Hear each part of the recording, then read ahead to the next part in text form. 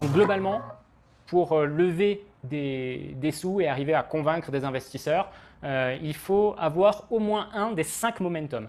Donc il y a 5 momentum, je les énoncer et puis après on va les détailler ensemble. Donc le premier momentum c'est l'équipe, le deuxième c'est le produit, le troisième c'est la technologie, le quatrième c'est la social proof et le cinquième c'est l'attraction.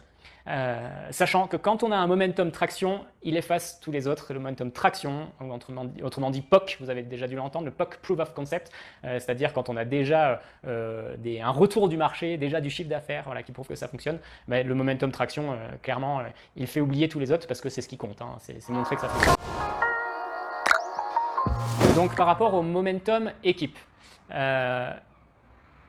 si vous avez un projet, allez, je ne sais pas, par exemple, une application de rencontre, et que dedans, vous avez un des fondateurs de Meetix ou Tinder ou Appen, ou que sais-je, voilà, un fondateur qui a déjà réussi dans ce domaine d'activité ou qui a beaucoup d'expérience dans le domaine, là, vous créez un momentum équipe. N'importe quel investisseur vous dire, ben, parfait, c'est trop bien, tu veux faire une application de rencontre avec quelqu'un qui a déjà réussi dedans ou qui a une grande expérience, c'est bon pour moi, je signe. Voilà, donc le momentum équipe, il est important.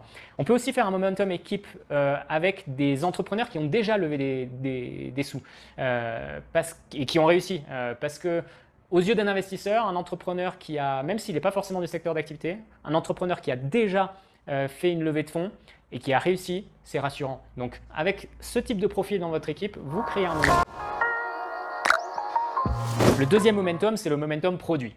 Et là, j'aime bien dire qu'il faut un wow effect. C'est-à-dire quand on voit votre produit, il faut qu'on fasse waouh et qu'on hallucine. Attention, il y a beaucoup de sujets, de projets qui sont bien, mais qui n'ont pas de wow effect. Par exemple, un exemple de wow effect, je ne sais pas qu'on pourrait imaginer, c'est une machine qui tient sur 1 mètre cube, voilà, donc 1 mètre au sol, qui vraiment prend pas de place et qui fait le même travail que 20 salariés chez McDonald's, par exemple. Et donc du coup, cette machine, waouh, elle fait le travail de 20 personnes, elle occupe 20 fois moins de place au sol et coûte 20 fois moins cher.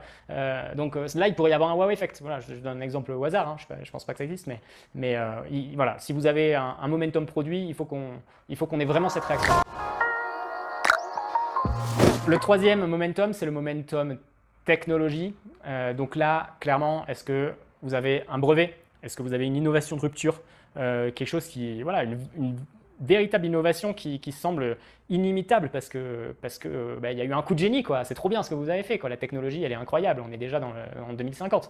Donc voilà, est-ce que vous avez vraiment un momentum technologie dans votre projet? Le quatrième momentum, c'est le social proof. Social proof, en gros, c'est une célébrité qui serait dans votre équipe, au board de votre société, un associé, même minoritaire, mais en gros qui serait à vos côtés et qui, du coup, ajouterait de la caution. Alors, je ne sais pas si vous dites, moi j'ai Madonna à mon board, c'est bon, hein, il y a un momentum social proof, n'importe quel investisseur va se dire, incroyable, il y a Madonna au board de cette société, elle a investi dans cette société, c'est sûr que ça va fonctionner parce qu'il suffit que Madonna fasse une interview télé pour être vue et avoir une communication incroyable. Donc voilà, le social proof, ce serait plutôt comme ça. Et le cinquième momentum, on en a parlé, c'est l'attraction. C'est une preuve de chiffre d'affaires. C'est une métrique qui est vraiment intéressante, quoi. Vous êtes capable de montrer une courbe qui fait comme ça, une courbe de croissance avec un chiffre d'affaires incroyable ou avec je sais pas, des retours consommateurs très très positifs. Voilà, une vraie traction, une preuve de marché, une preuve de concept, un POC. Voilà, c'est un peu tous les mots qu'on pourrait utiliser pour ça. Attention, en général, quand on lève des fonds, les momentum que je viens de vous citer, ils sont chronologiques. C'est-à-dire que si vous avez un momentum équipe, ne développez pas encore votre produit ou votre service. Parce que vous pouvez encore faire rêver sur le momentum équipe aux yeux des investisseurs, mais vous pouvez finalement les décevoir en créant votre produit ou votre service. Donc on lève sur le momentum équipe. Une fois qu'il y a le produit, finalement le momentum équipe, on va un peu le laisser de côté. On va plutôt regarder le produit. Est-ce qu'il y a un momentum produit? Est-ce qu'il est à la hauteur de ce qu'on voulait? Voilà, ainsi de suite. Et pareil, donc au bout de la démarche, hein, quand on a la traction finalement, et qu'il y en a une vraie traction, on s'en fiche de savoir qui y a dans l'équipe, on s'en fiche du produit, on s'en fiche du service, on s'en fiche de savoir s'il y a une technologie incroyable, on s'en fiche de savoir s'il y a une social proof, parce qu'il y a la traction, c'est tout ce qui compte, on sait qu'on va vendre, on sait qu'on va gagner de l'argent. Voilà. Donc attention, quand vous avez un produit aussi, surtout ne le lancez pas. Voilà, ne lancez pas votre produit quand vous l'avez parce que vous pouvez toujours faire rêver sur le produit, mais la réalité économique du marché quand vous mettrez votre produit vraiment en vente, eh ben, elle peut décevoir. Donc on lève des fonds juste sur le produit avant d'avoir mis le produit sur le marché. Voilà, c'est un petit peu la logique. Je ne sais pas si c'était très clair, mais voilà, c'est ce que j'essaie de vous expliquer.